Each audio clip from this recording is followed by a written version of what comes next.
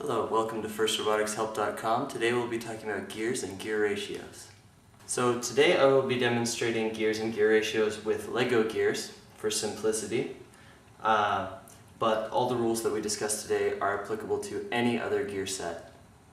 There are two ways which you can gear something. You can gear something up, so it is faster and less powerful, or you can gear something down, so it is slower and more powerful.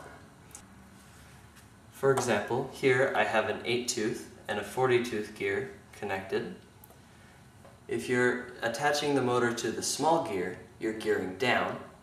And if you're attaching the motor to the large gear, you're gearing up. If you were to attach a motor to the 40-tooth gear, for each time the motor rotated once, the small gear would rotate 5 times. But if you were to attach the motor to the small gear, the motor would have to rotate 5 times just to spin the large gear once. One thing to remember about gears is it doesn't matter which gears you have in between the motor and the output gear.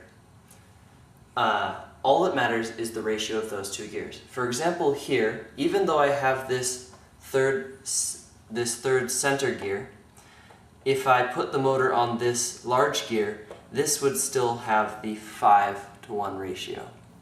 For example, if you have a 40-tooth gear on the motor and an 8-tooth gear on the output shaft, you would have a gear ratio of 40/8 or 5/1.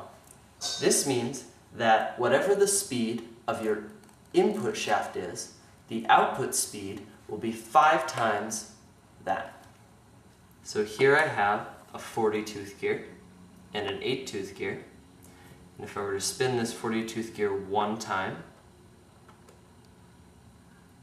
the 8-tooth gear will have rotated 5 times.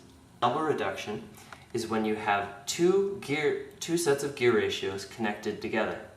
So here I have two 3-to-1 gear ratios, where the two center gears, so the output of the first reduction and the input of the second reduction, are connected by a single shaft through the beam here.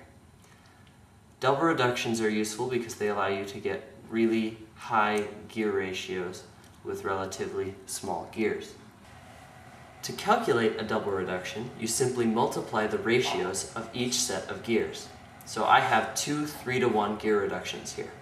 So my final gear reduction from the initial input shaft here to the final output shaft here will be 3-to-1 times 3-to-1, or a 9-to-1 reduction. You can continue to daisy chain reductions in this way, as many as you would like. You can even have triple or quadruple reductions. In fact, you can have as many reductions as you'd like. To calculate these ratios, you just multiply all of the individual gear ratios. I'm Jeb Brooks with the Holy Cows. Thank you for watching. If you have any questions, feel free to contact us at the information below.